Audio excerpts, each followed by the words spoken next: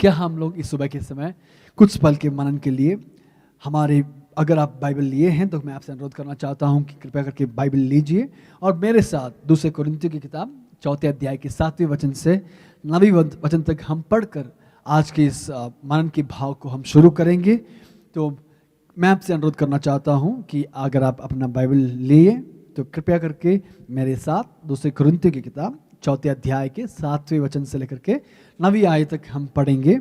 तो क्या हम लोग साथ में मिलकर पढ़ सकते हैं? आप भी मेरे साथ, जिस जगह से जुड़े हैं, आप भी मेरे साथ पढ़ने के लिए मैं आपसे अनुरोध कर रहा हूं।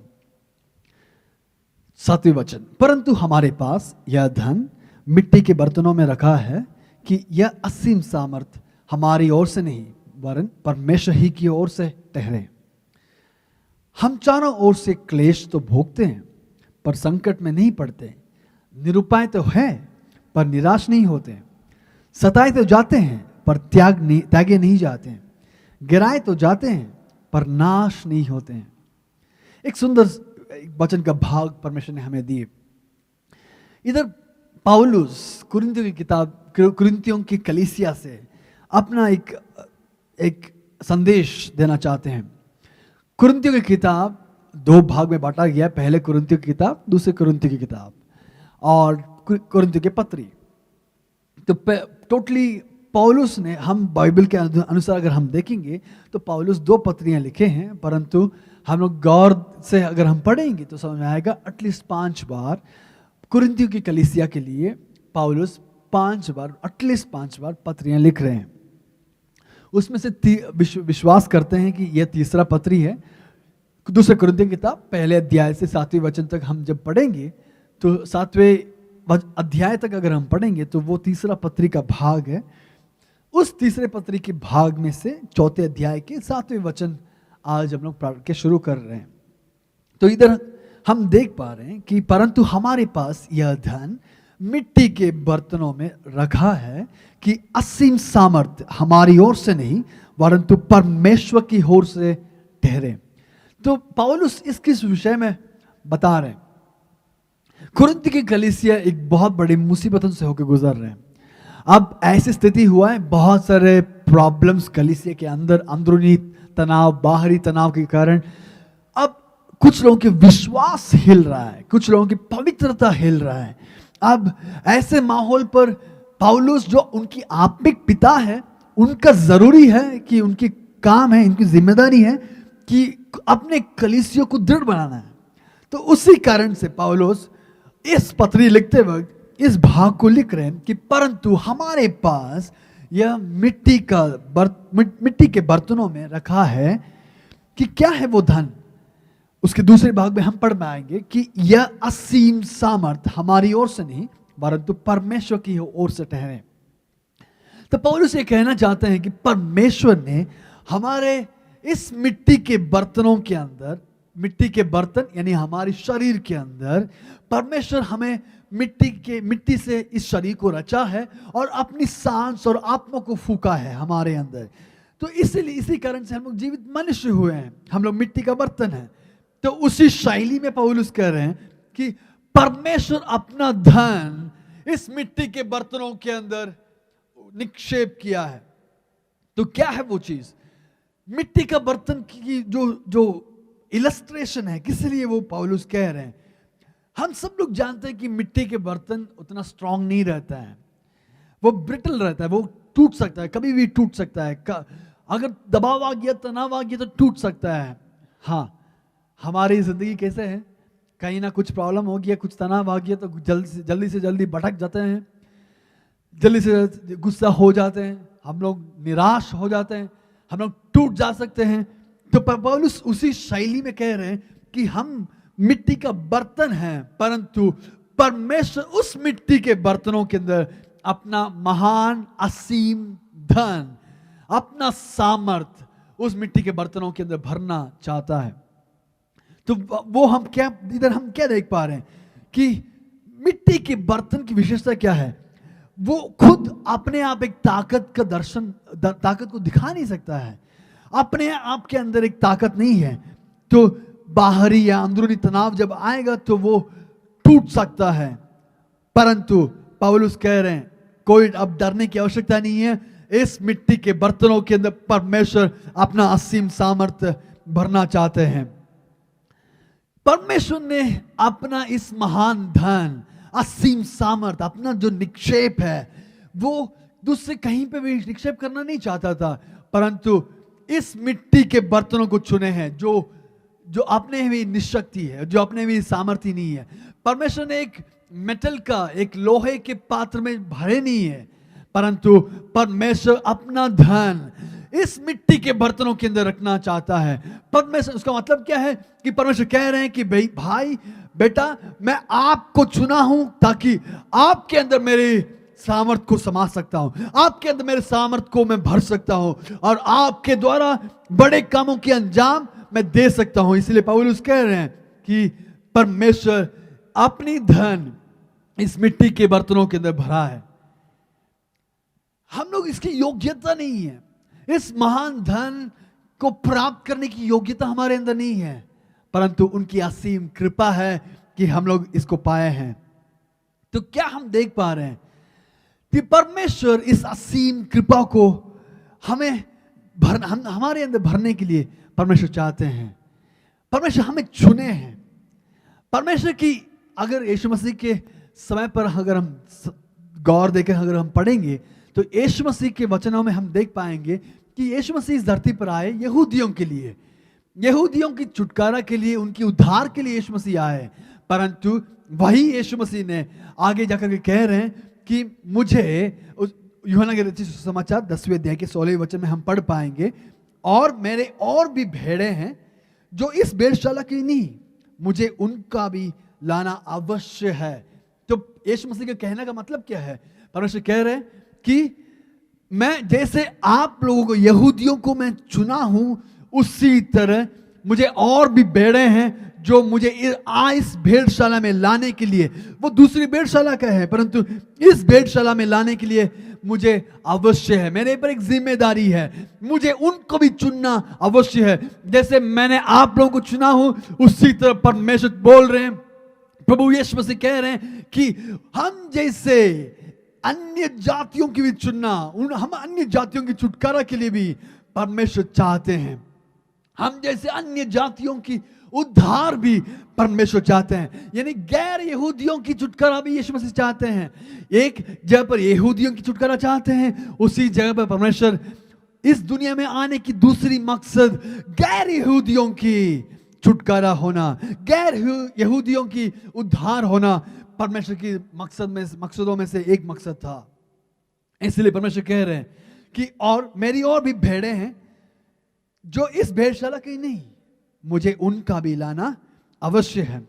वे मेरा शब्द सुनेंगे, तब एक ही झुंड और एक ही चरवाहा होगा। वो जब मेरी आवाज सुनेंगे तो मैं विश्वास कर रहा हूं कि मेरी आवाज वो सुनेंगे और एक ही भेड़शाला का, एक ही झुंड का वो भेड़ बन जाएगा। क्योंकि मैं इस दुनिया में आया उनका भी पापों की क्षमा के लिए। यीशु मसीह इस दुनिया में आए कि हम जैसे अन्य जातियों की, गैर यहूदियों की छुटकारे के लिए यीशु मसीह आए। यीशु मसीह सूली पर मरे ताकि हमारी उद्धार होने के लिए। यीशु मसीह इस धरती पर आए कि जो कोई उस पर विश्वास रखे वो नाश ना होए, परंतु जो कोई विश्वास करे वे अनंत काल का, अनंत जिंदगी का, अनंत जीवन का वारिस बन सकता है। इसलिए परमेश्वर वो चाहते हैं जो कोई इस पर विश्वास रखे। यदि आप यीशु मसीह पर विश्वास रखना चाहते हैं तो मैं विश्वास कर रहा हूं, आपके विश्वास के कारण यीशु मसीह की असीम सामर्थ आपको छुड़ाने के लिए आज भी सामर्थ्य है। इसलिए परमेश्वर कह रहे हैं कि मैं उन भेड़शालाओं में जाकर के उन भेड़ों को चुनना चाहता हूं जो मुझ पर विश्वास करेगा, जो मेरी आवाज को सुनेगा, जो मेरी शब्द को सुनेंगे। तब एक ही झुंड और एक ही चरवाहा रहेगा। उसका मतलब क्या है? यहूदियों के लिए और गैर यहूदियों के लिए भी एक ही चरवाहा, एक ही झुंड। अब परमेश्वर के लिए यहूदी और गैर यहूदियों की भेदभाव नहीं है। जब यीशु मसीह की आवाज सुनेंगे सब लोग एक समान परमेश्वर का पुत्र होने के लिए, परमेश्वर ने हमें परमेश्वर का पुत्र की वारिस होने के लिए, उनकी धन दौलत की वारिस बनने के लिए परमेश्वर ने हमें पुत्रों की स्थान देकर हमें अपना लिए हैं। वही है यीशु मसीह की प्यार। आज आप जहां से सुन रहे हैं, आपके घरों के अंदर इस यीशु मसीह के प्यार आपको ढूंढ कर आना चाहता है। इस यीशु मसीह की उद्धार आपके घरों के अंदर आना चाहता है। इसलिए परमेश्वर कह रहे हैं कि मैं उन भेड़ों को भी बुलाना चाहता हूं। अब मेरी आवाज उन तक पहुंचना जरूरी है, उनको भी लेकर आना अवश्य है। परमेश्वर की मकसद में से एक मकसद था गैर यहूदियों की छुटकारा। परमेश्वर अपना असीम धन इस मिट्टी के बर्तन को चुनकर उसके अंदर भरना चाहते हैं। हाँ, आप चुने हुए में से कुछ लोग हैं, मैं चुने हुए में से एक व्यक्ति हूं, और आप भी चुने हुए में से एक बहुत बड़े झुंड में से एक व्यक्ति आप हैं। मैं विश्वास कर रहा हूं आज के इस प्रार्थना, इस संदेश आपके अंदर एक नई नजरिया को लेकर आने के लिए परमेश्वर चाहते हैं। तो आगे बढ़े तो परमेश्वर कह रहे हैं कि मैंने आपको चुना हो। आई हैव चोजन यू, मैंने आपको चुना हो। भले ही आप मिट्टी का बर्तन हो, आपके अंदर कहने की एक बड़ी सामर्थ नहीं है, परंतु परमेश्वर बोल रहे हैं मैंने आपको चुना हो ताकि मेरी असीम सामर्थ को आपके अंदर उंडेल कर बड़े से बड़े काम की अंजाम देने के लिए परमेश्वर चाहते हैं। इसलिए रोमी की किताब 11वीं अध्याय 17वें वचन से अगर हम पढ़ेंगे तो हम एक विषय को उधर देख पाएंगे कि और यदि कई एक डाली तोड़ दी गई और तू जंगली जैतून होकर उनमें साटा गया और जैतून का जड़ की चिकनाई की भागी हुआ है। इधर क्या बता रहे हैं? परमेश्वर यहूदियों को एक स्वाभाविक जैतून का पेड़ के रूप में दर्शा रहा है। यहूदियों को जो परमेश्वर के चुने हुए प्रारंभ में चुने हुए लोगों में से एक झुंड था, उन लोगों में से एक झुंड परमेश्वर कह रहे हैं वो स्वाभाविक जैतून का पेड़ है। परंतु वे लोग जब परमेश्वर के अविधेय हुए थे, आज्ञाकारी नहीं ठहरा, तो परमेश्वर ने क्या किया?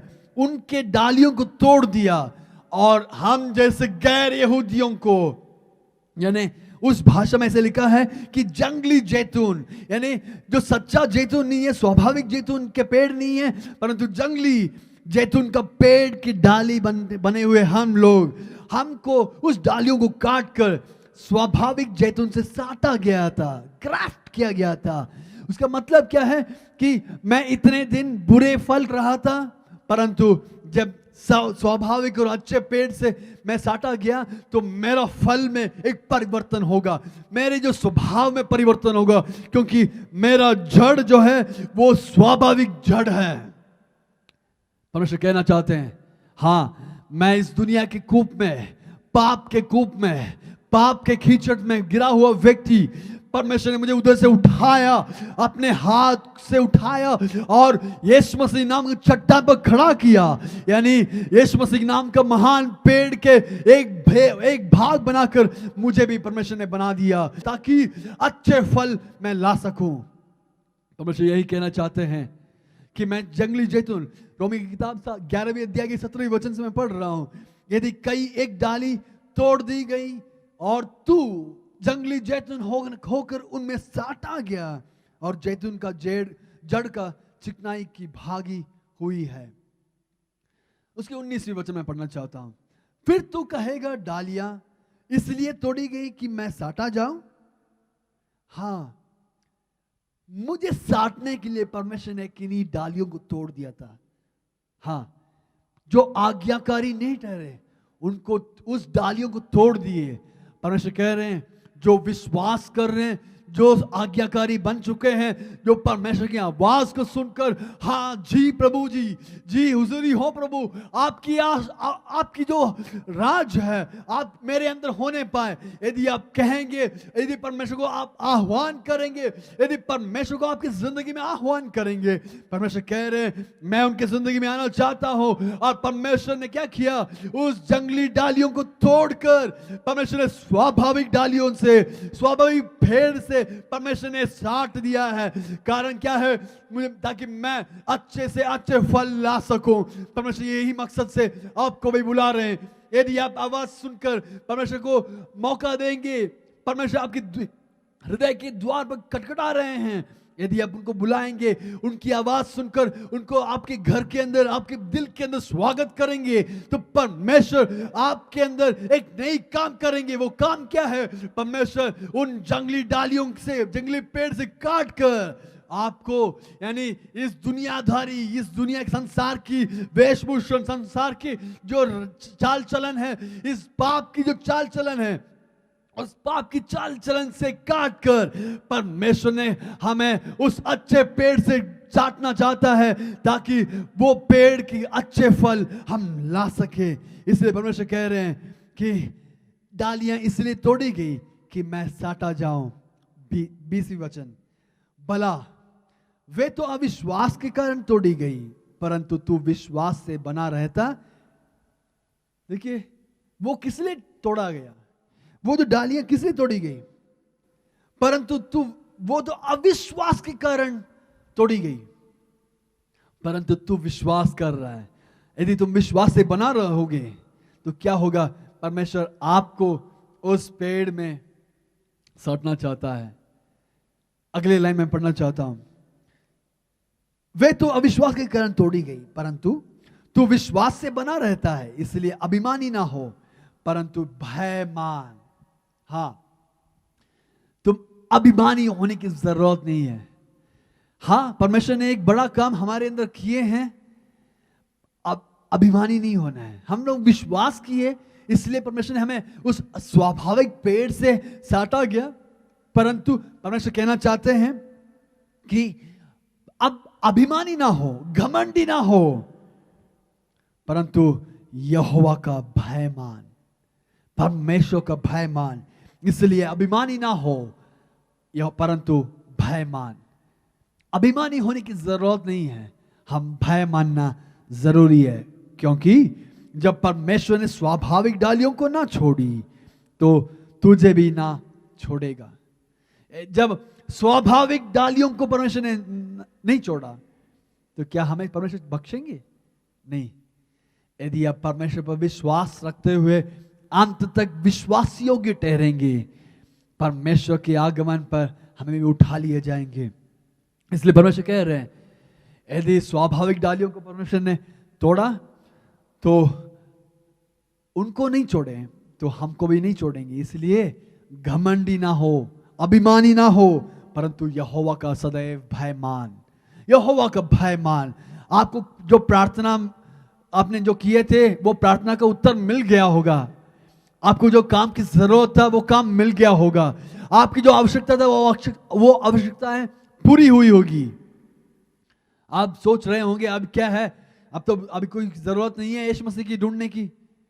नहीं, मैं आपसे बोलना चाहता हूं, यदि आप यीशु मसीह को चुने हैं तो अंत तक भय मानते हुए, अंत तक प्रभु के राहों में चलने के लिए, चाहे सुख हो चाहे दुख हो, चाहे मुसीबतें आए ना आए, चाहे हमारी जिंदगी में सारी आवश्यकताओं की पूरी हुई या ना हुई, परमेश्वर की राहों में चलने के लिए, अंत तक प्रभु के रास्तों में चलने के लिए, अंत तक प्रभु के सामने विश्वास योग्य ठहरने के लिए यदि आप मन बनाएंगे तो अंत में अच्छा फल लाने के लिए परमेश्वर हमसे कारण होगा। अच्छा फल लाने के लिए हमसे वो कारण बनेगा। परमेश्वर यही कहना चाहते हैं, भय मान। वो यदि स्वाभाविक डालियों को बख्शा नहीं है तो हमें भी वो नहीं छोड़ेंगे। इसलिए कह रहे हैं, हम घमंडी ना हो, हमें भी तोड़े जाएंगे। यदि हम पाप करेंगे हम भी काट दिए जाएंगे। यदि हम पाप करेंगे, मत्ती समाचार में हम पढ़ पा रहे हैं कि यदि हम पाप करेंगे, इस दुनिया की राहों में चलेंगे, इस पाप की राहों में अगर हम चलेंगे, इस पाप की टेढ़ी जातियों के रूप में अगर हम चलेंगे, तो विश्वास करिए वो जो कुल्हाड़ी है, वो कुल्हाड़ी हमारे जड़ के पास रखा है, काट दिए जाएंगे और अनंत काल के आग में डाला जाएगा। मैं नहीं चाहता हूं मेरे सुनने वाले भाई और बहनों की जिंदगी में ऐसे कोई आवश्यकता आए कि इस विश्वास से टूट जाए, इस विश्वास से हट जाए। तो मैं आपसे एनकरेज करना चाहता हूं, यदि आप विश्वास किए हैं तो विश्वास में स्थिर बने रहिए, क्योंकि अंत तक यदि आप कोई विश्वास योग्य ठहरेंगे, उनको परमेश्वर प्रतिफल देना चाहते हैं। वी हैव बीन चोजन, हमें वो चुना गया, हमारी कोई योग्यता नहीं है। हम लोग एक जंगली जैतून था, हमारी खूबियत नहीं है, हमारे प्रभु की अनुग्रह था, उनकी असीम प्रेम था कि हमको परमेश्वर ने उस स्वर्ग की सारी महिमा को त्याग कर इस दुनिया में आए ताकि हम जैसे पापियों को छुड़ाए और उनके उद्धार, उनके मोक्ष हमारे अंदर परमेश्वर देने पाए। इसलिए परमेश्वर चाहते हैं कि हमारी कोई खूबियत नहीं है कि आज हम इस आशीष को पा रहे हैं, आनंद काल की जिंदगी पाने की, अनंत जीवन की वारिस बनने के लिए हमारी खूबियत नहीं है, हमारी जो सामर्थ्य नहीं है, परंतु उनका असीम अनुग्रह है, उनकी असीम प्यार है जो हमें ढूंढ कर आया है। हाँ, परमेश्वर वही परमेश्वर कह रहे हैं, आप तो मिट्टी का बर्तन है, कभी भी टूट सकता है। आप तो मिट्टी का बर्तन है, हो सकता है आपके परिवार वाले लोग ही आपके पर विश्वास नहीं करते होंगे, हो सकता है आपके पड़ोसी लोग आप पर विश्वास नहीं करते होंगे, हो सकता है आपकी कंपनी में आपके कलीग्स आपसे विश्वास नहीं करते होंगे, क्योंकि हम सब लोग मिट्टी के बर्तन हैं। कभी कभी हम अविश्वासी बनकर हम विश्वास योग्य नहीं ठहरेंगे, तो क्या होगा, हो सकता है कभी कभी टूट जाएंगे, हम लोग मुसीबतों में जब गिरेंगे तो टूट जाएंगे। परंतु परमेश्वर चाहते हैं, परमेश्वर अपना धन उस मिट्टी के बर्तन के अंदर वो भरना चाहते हैं, उस मिट्टी के बर्तन के अंदर परमेश्वर भरना चाहते हैं। इसलिए परमेश्वर कह रहे हैं, सुनो, मैं अपना असीम कृपा आपके अंदर भरना चाहते हैं। परमेश्वर वही चाहते हैं। परमेश्वर हम देख पा रहे हैं कि परमेश्वर अपनी असीम कृपा के द्वारा आपको और मुझे चुने हैं। तो क्यों ऐसे चुने हैं? पौलुस एक उदाहरण को लेना चाहते हैं, यह उनके आंखों के सामने एक चित्र को लाना चाहते हैं। वो चित्र क्या है? पुराने दिनों में आज के समान तकनीक नहीं है, स्टोरेज टेक्नोलॉजीज नहीं है, तो वे लोग अपना जो लिखे हुए जो लिफाफे हैं या जो स्लेट्स है या स्क्रॉल्स है या उनके धन है, वे सारे लोग वो अपने घरों में नहीं रखते हैं, शेल्फ के अंदर नहीं रखते, क्योंकि वो सड़ जाएगा, बिगड़ जाएगा। इसलिए वे क्या करते हैं, वे मिट्टी के बर्तनों के अंदर रख कर उसको ढांप देते हैं ताकि वो नमी के कारण वो नष्ट ना हो। परमेश्वर वही चाहते हैं कि अपना धन इस मिट्टी के बर्तन के अंदर रखना चाहते हैं ताकि परमेश्वर का काम का अंजाम देने पाए। तो क्या होगा, उस मिट्टी के बर्तनों के अंदर जब रखेंगे, जो कुछ धन, जो कोई इंपॉर्टेंट चीजें, मुख्य चीजें, प्रमुख चीजें उसके अंदर रखे हैं, वो नष्ट नहीं होगा, काफी पीढ़ियों के बाद भी ऐसे ही मिलेगा। इसीलिए हम देख पा रहे हैं पुराने दिनों में जो मिट्टी के बर्तनों के अंदर रखकर वो गुफाओं के अंदर या गड्ढों के अंदर रखे हैं, वो अब खुदाई करके ले रहे हैं, एक्सकेवेशन करके वो ले रहे हैं, और पुराने दिनों के बीते गए सदियों के जो इतिहास से वो समझ पा रहे हैं। वही मतलब में पौलुस भी कह रहे हैं, परमेश्वर अपना धन, अपना असीम सामर्थ आपके मिट्टी के बर्तनों के अंदर रखना चाहते हैं। क्या है, क्या कारण है? पहला है, हम देख पा रहे हैं कि परमेश्वर यह सामर्थ आपके और मेरे अंदर रखना चाहते हैं। ये कौन लिख रहे हैं? पौलुस लिख रहे हैं। ये पौलुस ये जब लिख रहे हैं, उनकी जिंदगी काफी गवाही बोलने के लिए है। गवाही क्या है? पौलुस प्रेरितों की किताब 14वीं अध्याय में अगर हम पढ़ेंगे तो देख पाएंगे कि पौलुस को एक दिन लुस्त्रा में सेवकाई था, सेवकाई के बीच में एक चंगाई, काफी चंगाइयां हुआ है और लोग प्रभु को जानने लगे, विश्वास करने लगे। उसके बाद क्या हुआ, लोग उनके पर पथराव करने लगे, ऐसे पथराव करने लगे कि वे सोच लिए कि वो उनको देखा कि पौलुस नीचे गिर पड़े और मरा हुआ समझकर पौलुस को घसीटकर शहर के बाहर ले गए, शहर के बाहर लेकर उनको डाल दिए। अब सोचिए, वे लोग तो देख लिए होंगे कि अरे पौलुस कुछ हिल नहीं रहा है, मर गया होगा। वे लोग मरा हुआ समझ कर पौलुस को घसीट कर ले गए और किलोमीटर होगा, किलोमीटर वे घसीट कर ले गए और उधर डाल दिए। अब पौलुस की अवस्था क्या रहेगा? पथराव उनके पर हुआ, अधमरा हुआ अवस्था होगा। अब आप और मैं हो तो कोई अस्पताल की सहारा लेना चाहते हैं, सही है, हम भी वही चाहते हैं। मैं भी, अगर मैं पौलुस के जगह पर हूं तो मैं भी वही करूंगा। पौलुस की जिंदगी में देख पाएंगे, उसकी 14वें अध्याय में हम देख पाएंगे कि पौलुस को जब शहर के बाहर वो डाल दिया गया, मरा हुआ समझ के वो डाल दिया गया, जब चेले लोग उनके आस पड़ोस में आके खड़े हुए, उनको घेर लिए, जैसे वो घेर लिए, पौलुस खड़ा हुआ और अगले शहर में जाकर के प्रचार करने लगे। ये सामर्थ कहां से आया?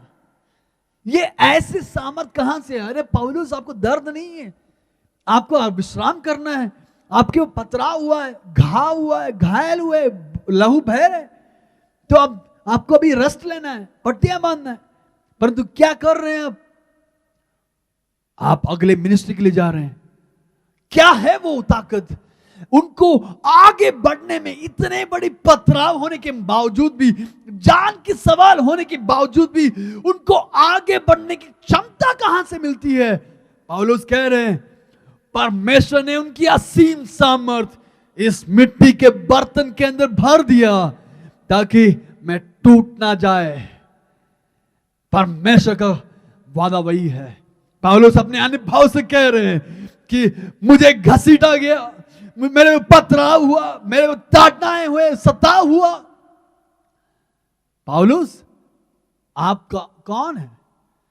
कुछ चैप्टर पहले अगर हम पढ़ेंगे, 8वें अध्याय, 6ठे अध्याय से अगर हम पढ़ेंगे, प्रेरितों की किताब 6ठे अध्याय से अगर हम पढ़ेंगे, हमको समझ में आएगा पौलुस कौन है। महान व्यक्ति है, रोमियों के अधिकारियों से, यहूदियों के अधिकारियों से, सिनेगोग के अधिकारियों से, सब लोगों से एक रिश्ता बनाए हुए एक असीम महान व्यक्ति है।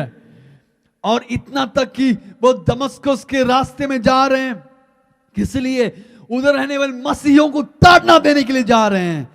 पौलुस, वो जो पहले साउल था, साउल आप कौन है?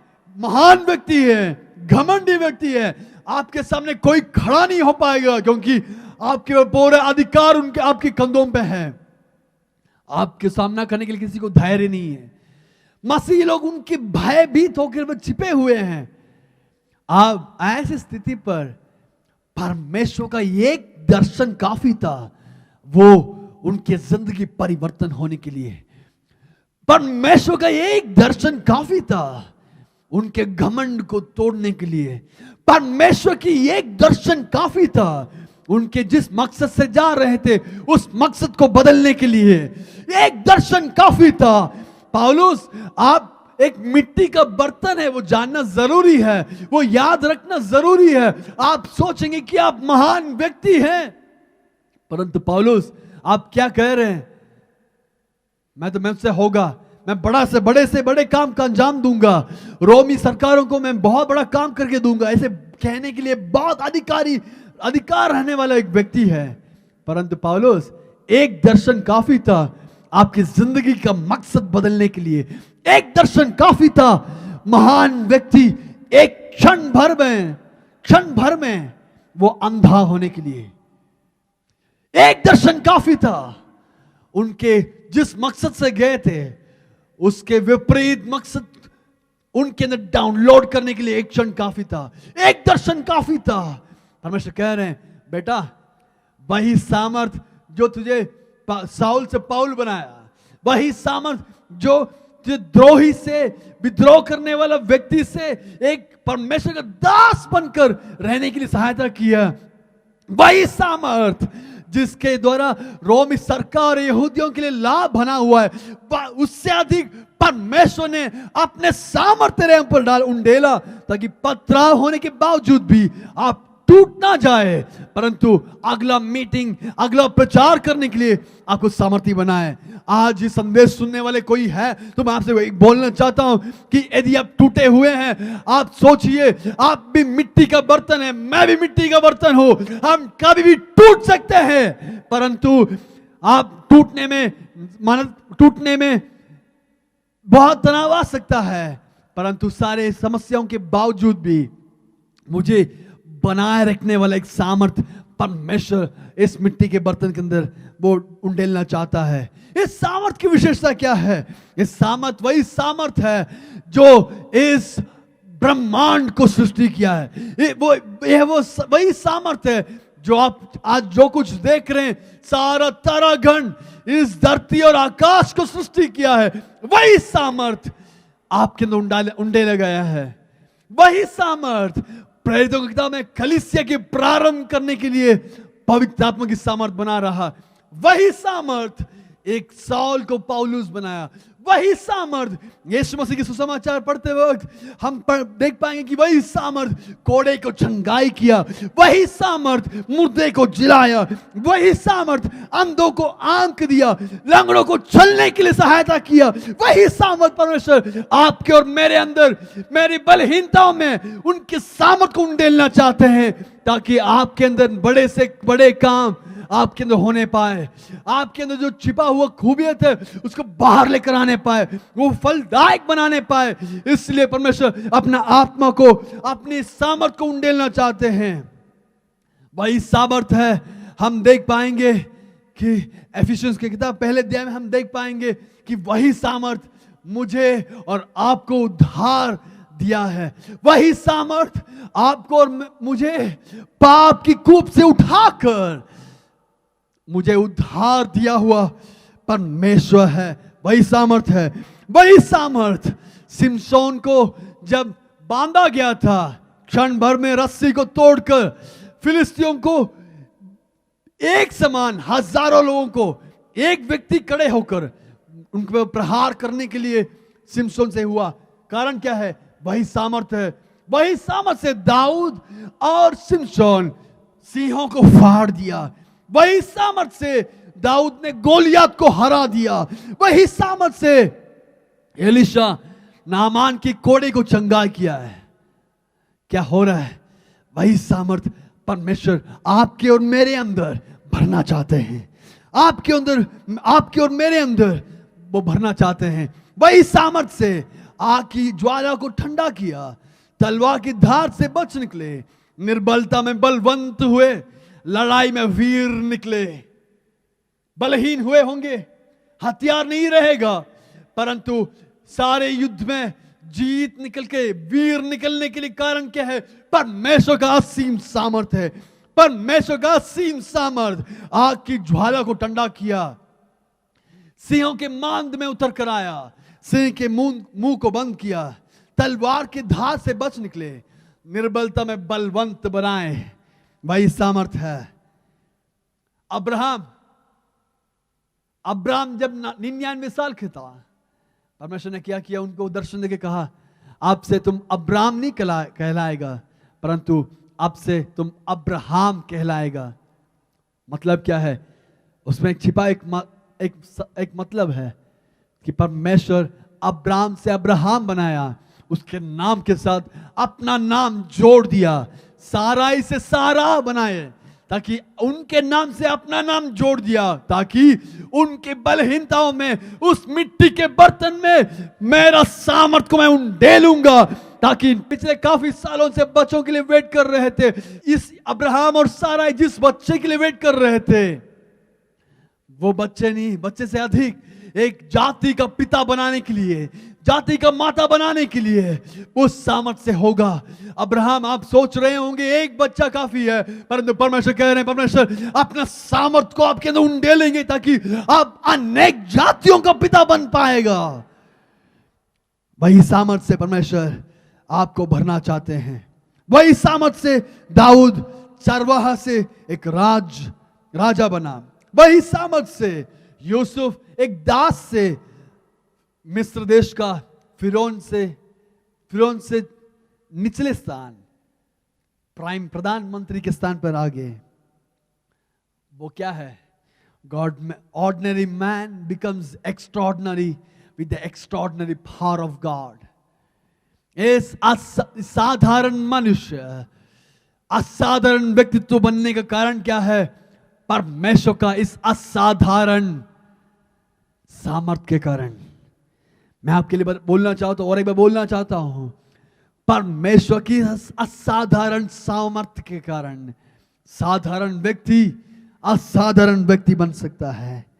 इसलिए पौलुस कह रहे हैं कि परंतु हमारे पास यह धन मिट्टी के बर्तनों में रखा है कि यह असीम सामर्थ हमारी ओर से नहीं और परमेश्वर की ही की ओर से ठहरे। यह हमारी खूबियत नहीं है। दाऊद उस सिंह को फाड़ने के लिए उनकी ताकत नहीं है, उस गोलियत को गिराने के लिए उसकी सामर्थ नहीं था। एक राजा और उनकी सेना, पूरी सेना भयभीत हुए हैं, पूरे राज्य उनके सामने भयभीत हुए हैं। परंतु दाऊद, आपके अंदर ऐसे सामर्थ कहां से आया कि आप इस गोलिया को बस एक पत्थर से गिरा दिए? कहां से आया ऐसे धैर्य? वो कह रहे तू तो अपने नाम से आएगा, परंतु मैं अपने परमेश्वर जीवित यहोवा के नाम से मैं आ रहा हूं। मैं आपको सामना करने के लिए मेरे सामर्थ्य से नहीं, प्रभु के सामर्थ्य से आ रहा हूं।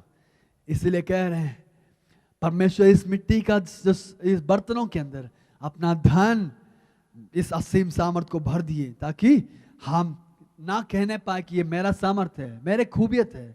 आप मिनिस्ट्री करते होंगे, आपकी मिनिस्ट्री में बहुत बड़ी बड़ी चमत्कार हो रहे हैं, आप कह रहे हैं माई मिनिस्ट्री।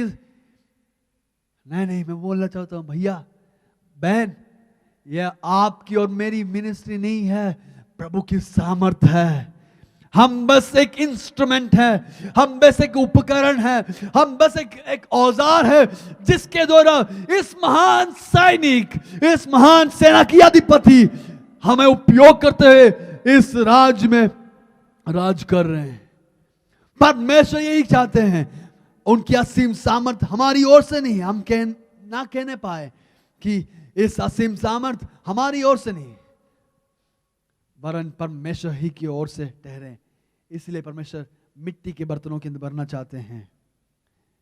वो टूट सकता है, परंतु मैं बोलना चाहता हूं परमेश्वर उसको भर दिए तो विश्वास रखिए, इस सामर्थ्य के द्वारा आपके एडिक्शंस को ब्रेक कर सकता है, इस सामर्थ्य के द्वारा आपके डिप्रेशंस को तोड़ सकता है। इसलिए हम 8वें वचन में हम पढ़ पाएंगे, हम चारों ओर से क्लेश तो भोगते हैं पर संकट में नहीं पड़ते। चारों ओर से क्लेश तो भोगते हैं परंतु संकट में नहीं पड़ते, चारों ओर से दबाव में आ जाते हैं। इसलिए मैं आज का पहला पॉइंट में जैसे बोलना चाहता हूं, दबाव हमें नहीं तोड़ सकता है।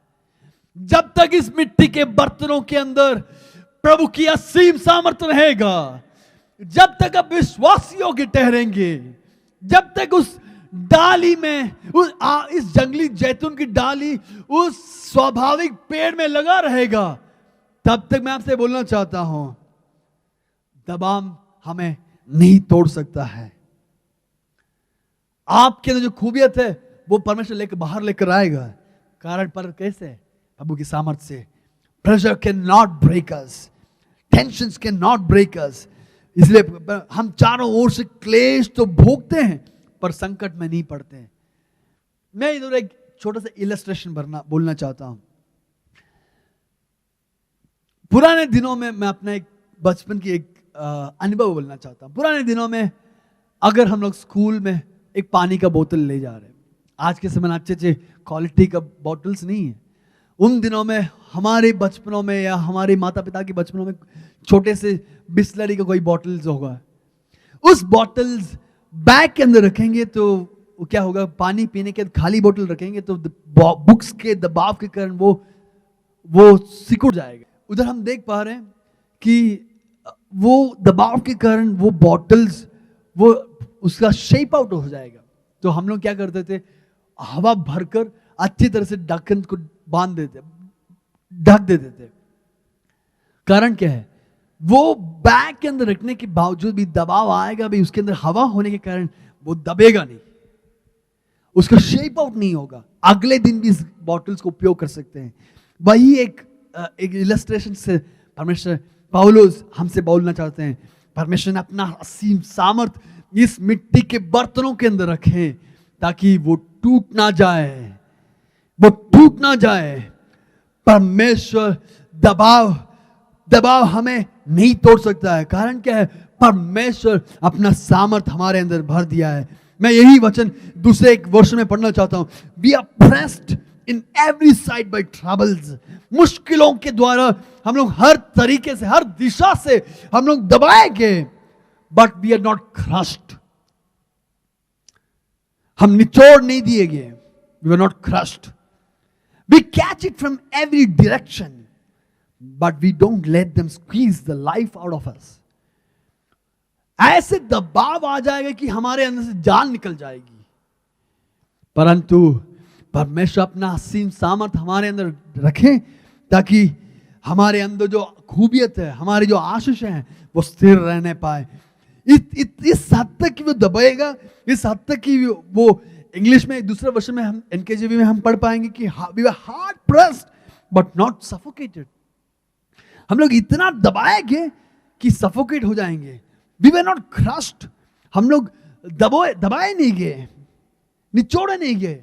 जैसे ग्रेप्स, अंगूर या ऑरेंज या शुगर केन, जैसे दबाकर उसके अंदर से रस को निकालते हैं और वेस्ट को बाहर निकालते हैं, जैसे उसके अंदर से रस को निकालते हैं, उसी तरह परमेश्वर हमसे कहना चाहते हैं दबाव आएगा कि आपके अंदर से हर तरह के जान निकाल देंगे और जो आपको कोई मतलब ही नहीं रहेगा, उस हद तक इस समस्याएं दबा सकता है।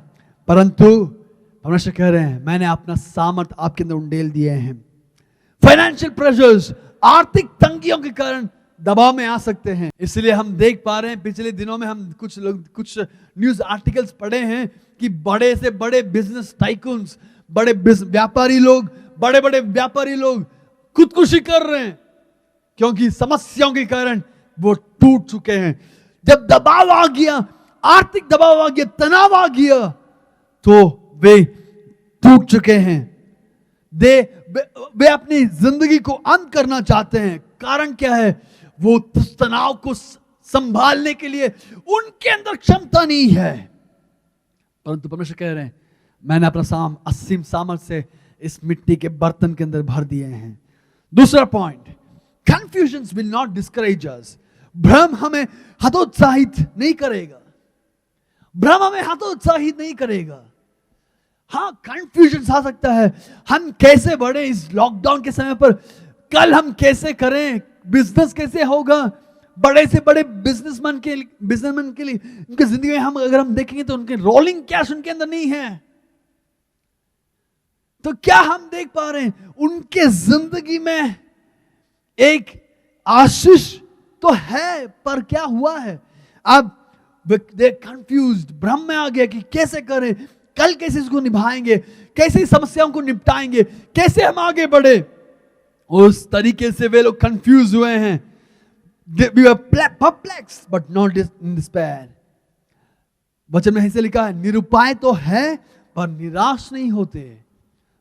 निरुपाय तो है, कोई उपाय नहीं दिख रहा है कि कैसे हम आगे बढ़े, परंतु निराश नहीं होंगे क्योंकि रास्ता दिखाने वाला परमेश्वर राह बनकर हमारी साथ रहेंगे तो हम निराश नहीं होंगे। इसलिए यीशु नबी कह रहे हैं कि हम जब रास्ते के चौराहे में आके खड़े रहेंगे, कौन सी रास्ते में मुड़ना है, या दाएं या बाएं या आगे, कौन सी चौराहे पे से आके खड़े रहे और कहां पे मुड़ना है हम नहीं जानते, परंतु एक आवाज आएगी, यही है रास्ता, इसी में चल। वो आवाज आपके लिए भी आज भी गूंज रहा है। वो आवाज आपके लिए भी राह दिखाने के लिए तैयार है। परमेश्वर की आवाज है वो।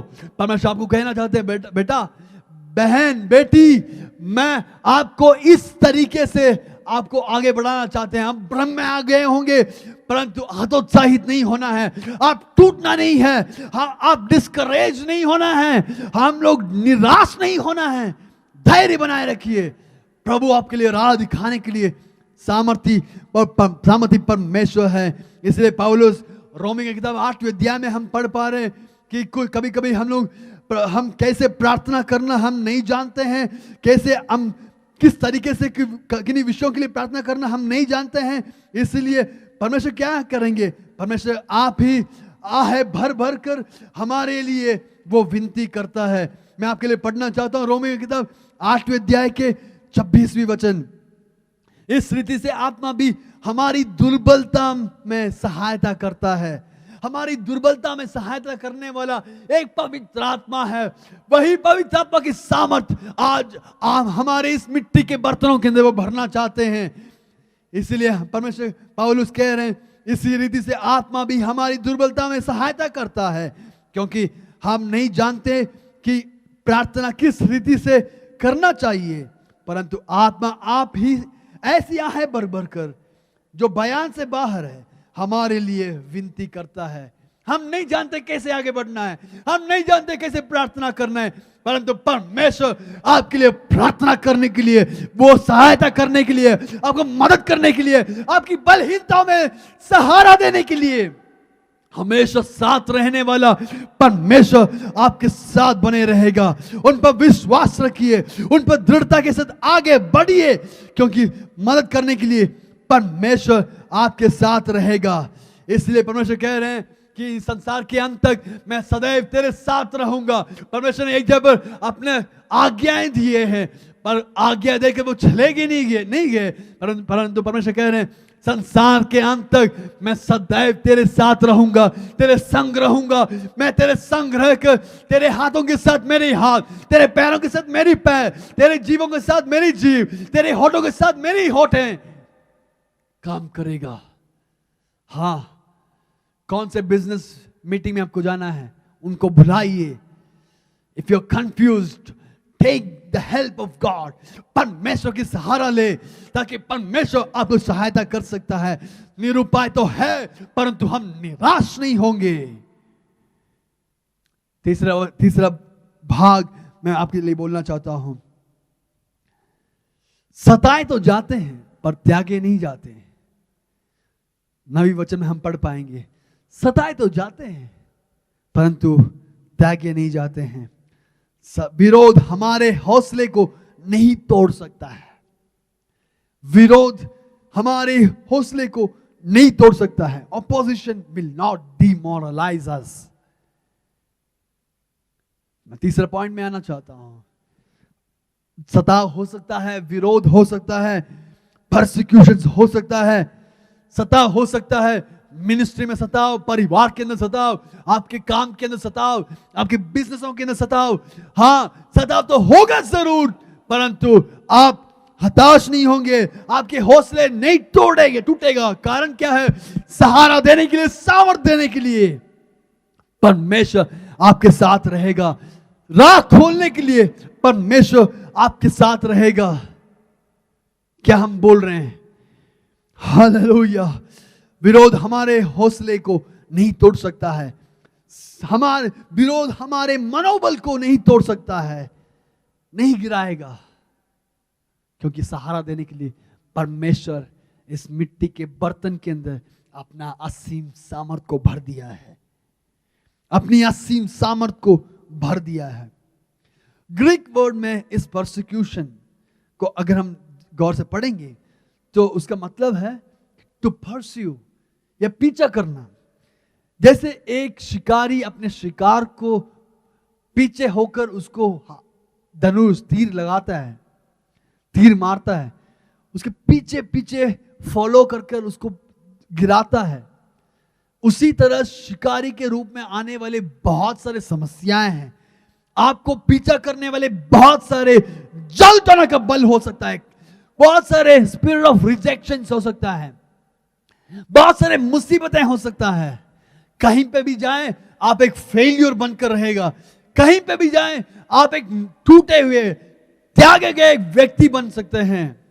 परंतु मैं आपको बोलना चाहता हूं, ये सारे चीज आपके पीछे करने के लिए आने पाए, परंतु आपको इन दिनों में सामर्थ्य बनाकर उसको डट कर सामना करने के लिए आपके हाथों को परमेश्वर मजबूत बनाना चाहते हैं। परमेश्वर अपने उंगलियों को मजबूत बनाना चाहता है ताकि उस शक्तियों से विरोध करें।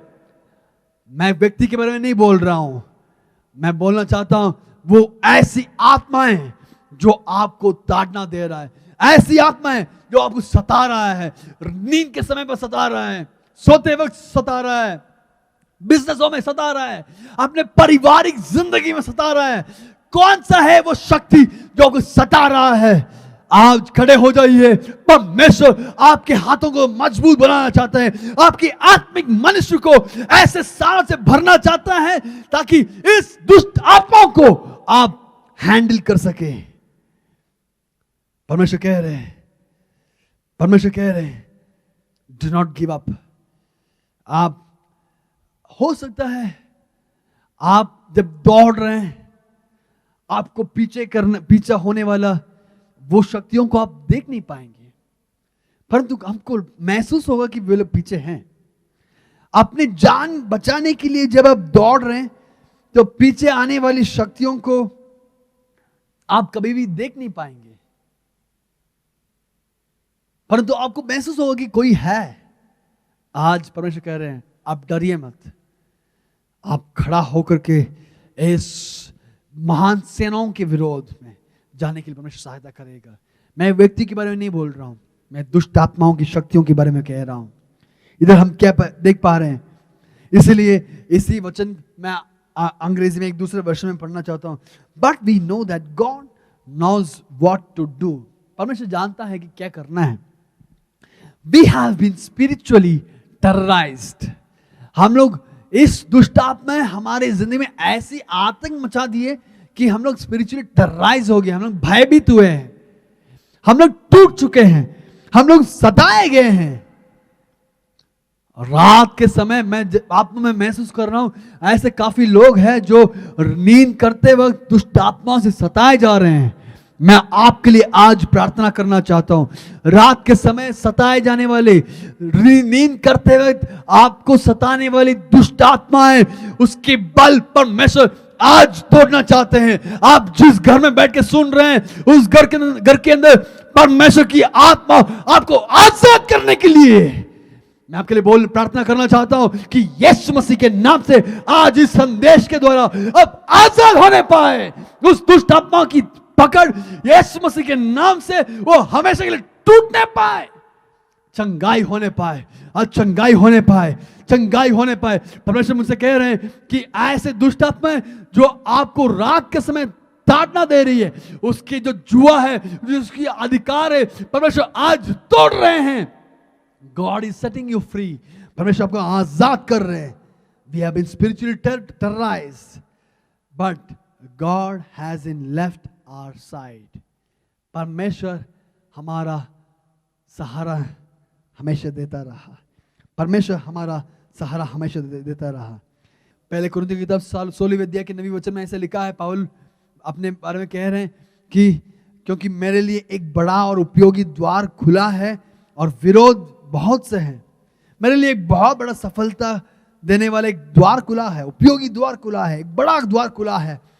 विरोध भी बहुत है, परंतु मैं हताश नहीं होऊंगा, मैं निराश नहीं होऊंगा, क्योंकि परमेश्वर का असीम सामर्थ मेरे अंदर है, मेरे अंदर सामर्थ है। कारण क्या है? परमेश्वर ने आज्ञा दी है कि आप संसार के अंत तक जाकर के सुसमाचार बताओ, प्रचार करो, अंत तक, संसार के अंत तक मैं सदैव तेरे साथ दूंगा। परमेश्वर की वादा है। इसलिए चौथे हम अगले पॉइंट में आएंगे और इसके साथ मैं विराम देना चाहता हूं।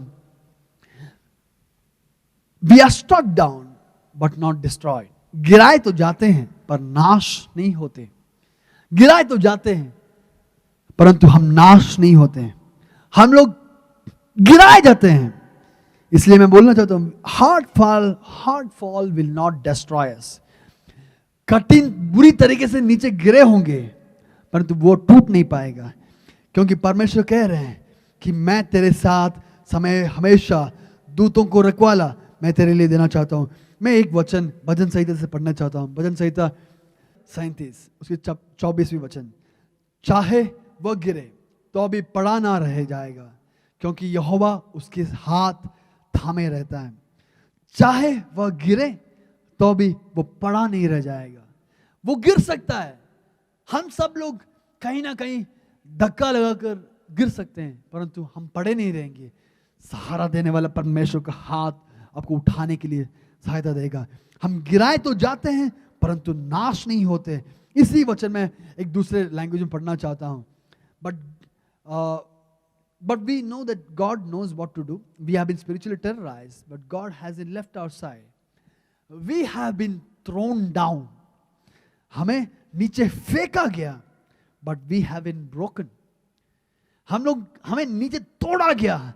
हमारे परिस्थितियां, हमारे रिश्तेदार, हमारे माँ बाप, हमारे आस पड़ोसियां, हमारे ही परिवार वाले लोग, हमारे परिजन वाले लोग आपको नीचे डाल दिए, फेंक दिए. अनाथ हो गए होंगे, आपको दिशाहीन हो गए होंगे, आपको पता नहीं कैसे आगे बढ़े, आपको समझ नहीं पा रहे हैं कि कैसे आगे सामना करें. परमेश्वर कह रहे हैं, परंतु we have been thrown down but we haven't been broken. हम लोग टूटे नहीं, क्योंकि उनकी सामर्थ हमारे अंदर था. उनकी सामर्थ आपके अंदर था. आप पीछे मुड़कर देखिए, कितनी बड़ी मुसीबतों से परमेश्वर ने आपको छुड़ाए, कितने बड़े बड़े एक्सीडेंट से परमेश्वर ने छुड़ाए, कितने बड़े बड़े बीमारियों से परमेश्वर ने छुड़ाए. कारण क्या है? डॉक्टरों की खूबियत नहीं है, परमेश्वर की असीम सामर्थ और करुणा है कि हम आज भी जीवित हैं. हम गिरे तो जाएंगे, इसलिए हम बाइबल में पढ़ पाएंगे कि हे शत्रुए, मेरे ओर से मेरी अवस्था को देखकर हंस मत, क्योंकि यदि मैं गिरूं, मैं ऐसे ही, जैसे मैं गिरूं ऐसे ही मैं खड़ा रहूंगा, मैं खड़ा हो जाऊंगा. मेरे लिए अंधकार में भी परमेश्वर रोशनी बनकर आएगा. मैं नीचे गिरने से भी खड़ा होने के लिए परमेश्वर सामर्थ देगा. मैं वही वचन में दूसरे एक वर्ष में पढ़ना चाहता हूं. We are knocked down, but we are not knocked out. ये जो भाग है, एक बॉक्सिंग में हम देख पाएंगे. We were knocked down. हम लोग एक मुक्का मिल गया, एक घूसा मिल गया, तो हम लोग नीचे गिरे. परंतु परमेश्वर उसी वचन में दूसरे भाग में कह रहे हैं, but we are not knocked out. हम रिंग के बाहर नहीं गए. हम लोग एक तरफ से मुक्का तो मिला, नीचे गिरे, परंतु एक गुस्सा तो मिला, नीचे गिरे, परंतु हम लोग रिंग के बाहर नहीं गए. क्योंकि जैसे ही गिरा, वैसे ही उसी क्षण में खड़ा होने के लिए परमेश्वर सामर्थ देगा. जैसे ही वो उसके सामर्थ के कारण नीचे गिरे, आप उधर ही गिर पड़े नहीं रहेंगे. परमेश्वर कह रहे हैं, आपको दोबारा करने के लिए परमेश्वर अपना सामर्थ आपको उंडेलेगा. परमेश्वर कह रहे हैं, we are knocked down but we are not knocked out. वो अंत नहीं हुआ है. भले ही हम लोग गिरे हुए होंगे, परंतु अंत नहीं हुआ है. वो कहानी का अंत नहीं है. क्षण भर में, वो स्प्लिट सेकंड में, अगला गुस्सा मिलने से पहले, अगला मुक्का मिलने से पहले आप खड़ा होकर विरोधियों को मारने के लिए परमेश्वर आपके अंदर सामर्थ देगा. वो उसी इशारा, वही एक शैली में परमेश्वर पौलुस कह रहे हैं, we are knocked down but we are not knocked out. मेरा आज का संदेश का शीर्ष यही है, knocked down but knocked out. Knocked down but we are not knocked out. यही है मेरा संदेश का शीर्ष. हाँ, समस्या आ सकता है. वो मिट्टी का बर्तन, जार्स ऑफ क्ले के अंदर परमेश्वर अपना सामर्थ को उंडेलेगा, ताकि समस्या आएगा, मुसीबतें आएगी, परंतु उसको डट के सामना करके आगे बढ़ने के लिए परमेश्वर आपको सामर्थ देगा. शैतान से बोलिए, उस दुष्ट आत्मा से बोलिए, हे शैतान, तू मेरे को कितना भी प्रहार करे, मेरे को कुछ फलने वाला नहीं है. परमेश्वर के द्वारा मैं दोबारा खड़ा होगा. मैं इस विषयों के अंदर मैं जीत लूंगा. क्या आप कह सकते हैं? पारिवारिक रिश्तों के अंदर जो समस्याओं से जूझ रहे हैं, आप बोलिए, आप कहिए कि यीशु मसीह के नाम से मैं समस्याओं से बाहर आऊंगा. यीशु मसीह के नाम से इस समस्याओं से मैं बाहर आऊंगा. आप कहिए, क्योंकि आपके कहने में बहुत बड़ी सामर्थ है. आपके कहने में, आपकी आवाज में, आपके शब्दों में बहुत बड़ी सामर्थ है. आपके परिस्थितियों को बदलने की सामर्थ आपके अंदर परमेश्वर ने उंडेल दिए हैं. परमेश्वर कह रहे हैं, गिराए तो जाते हैं, परंतु उधर गिर पड़े नहीं रहेंगे, नाश नहीं होंगे, टूट कर बिखर नहीं जाएंगे. परमेश्वर अपने हाथों में संभालने वाला परमेश्वर है. मैं इस संदेश को विराम देना चाहता हूं. आज हम लोग क्या देखें? परमेश्वर अपना असीम सामर्थ इस लोहे के बर्तनों के अंदर नहीं, इस मिट्टी के बर्तन के अंदर भर दिए। कारण क्या है? परमेश्वर जानते हैं आप और मैं इस समस्याओं से होकर गुजरना पड़े हैं। आप और मैं अपने ऑफिस के अंदर, काम के अंदर, अपने परिवार के अंदर, अपने ही संदर्भों के अंदर, विविध संदर्भों के कामों के अंदर आज समस्याओं को सामना करना पड़े, परंतु दबाव के कारण इस मिट्टी का बर्तन टूट ना जाए, ऐसी एक अंदरूनी कोटिंग परमेश्वर दे देंगे जो हर एक मॉलिक्यूल्स को साथ में पकड़ा रहेगा। ऐसी एक कोटिंग परमेश्वर आपके अंदर से दे देंगे कि हर एक कणों को साथ में जोड़े रहेगा।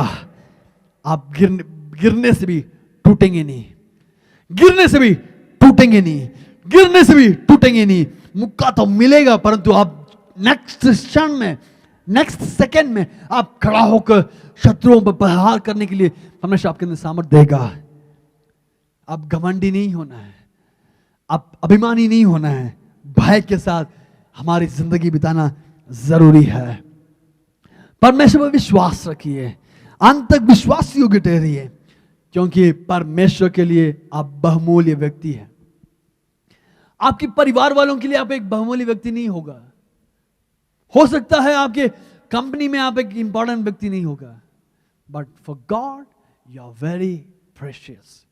परमेश्वर के लिए आप एक बहुमूल्य व्यक्ति हैं। आप उन पर विश्वास रखिए। नहीं, आप अंत नहीं करना है, नहीं, रुकिए, ये अंत नहीं है। परमेश्वर पर विश्वास रखिए।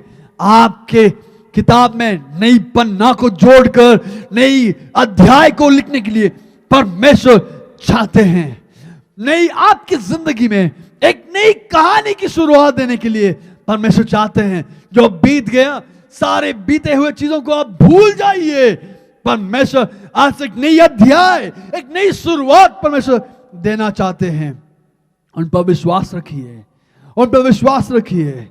ऐसी असीम सामर्थ आपके अंदर दिए ताकि तनाव के मध्य में भी आपको सामर्थ्य बनाए रखे।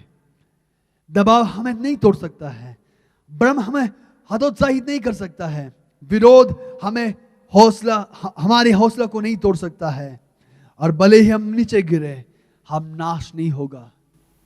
हम परमेश्वर पर विश्वास रख सकते हैं। क्या हम प्रार्थना करें? मैं आपके लिए प्रार्थना करना चाहता हूं।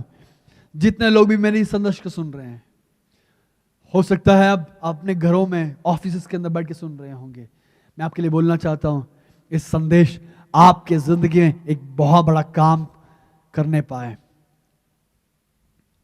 मैं आपको इंकरेज करना चाहता हूं, मैं आपको आज प्रोत्साहन देना चाहता हूं। हाँ, अगर आपको चाहिए तो दोबारा इस संदेश को सुनिए। इस संदेश आपके जिंदगी में एक बहुत बड़ा आशीष ला सकता है। प्रार्थना करेंगे कि मैं आपके लिए प्रार्थना कर सकूं। आइए हम मिलके एक साथ प्रार्थना करेंगे। मैं आपसे अनुरोध करना चाहता हूं, यदि आप अपने घुटनों में आ सकते हैं तो हम साथ में मिलकर आपके लिए प्रार्थना करना चाहते हैं। प्रभु जी, हम सब लोग मिलकर आपके हाथों में, आपके सानिध्य में हम लोग आ रहे हैं। प्रभु, आपकी सहायता मांगने के लिए हम लोग आ रहे हैं। आपकी आशीष हम मांगते हैं, आपकी सहायता मांगते हैं। हमारी जिंदगी में एक बहुत बड़ी आशीष हम चाहते हैं। प्रभु जी, अंत तक विश्वास योग्य ठहरने के लिए हमें सहायता कीजिए। प्रभु जी, इस संदेश सुनने वाले काफी लोग हैं जो बोल रहे हैं, प्रभु मैंने टूट गया हूं, मेरी जिंदगी में एक आशीष नहीं है, मेरी जिंदगी में कोई राह दिख नहीं रहा है, मैं भ्रम में हूं, मैं कंफ्यूज्ड हुआ हूं, मैं नहीं जानता हूं कैसे करूं, क्या करूं। परंतु मैं उनके लिए प्रार्थना करना चाहता हूं, उन मेरे छोटे भाइयों के लिए प्रार्थना करना चाहता हूं, उन बहनों के लिए प्रार्थना करना चाहता हूं, उन दीदियों के लिए, उन भैयाओं के लिए प्रार्थना करना चाहता हूं। प्रभु जी, यीशु मसीह के नाम से उन माओं के लिए प्रार्थना करना चाहता हूं जो अपने बच्चों के लिए निराश है। प्रभु, उनके लिए हम प्रार्थना करना चाहते हैं। उन पासवानों के लिए प्रार्थना करना चाहता हूं जो समस्याओं से जूझ रहे हैं, जो सताव से जूझ रहे हैं, जो ताड़नाओं से जूझ रहे हैं। प्रभु, मैं उनके लिए प्रार्थना करना चाहता हूं। प्रभु, उन कलीसियाओं के लिए प्रार्थना करना चाहता हूं कि यीशु मसीह के नाम से इन सारे लोगों के अंदर आपकी असीम सामर्थ, जो आपका धन है, वो निक्षेप करें प्रभु, ताकि वे लोग दोबारा खड़े होने पाए और दोबारा इस जंग को, इस जिंदगी के युद्ध को दोबारा लड़ने पाए। प्रभु जी, ऐसे सामर्थ, ऐसे उत्साह, ऐसे एक प्रभु जी मनोबल को उनके अंदर उंडे लिए, ताकि प्रभु दोबारा खड़े होकर इस जिंदगी के जंग को वे लड़े प्रभु, आपकी आशीष उनके ऊपर होने पाए प्रभु जी। इसी समय मैं उन लोगों के लिए प्रार्थना करना चाहता हूं जो दुष्ट आत्माओं से पीड़ित है।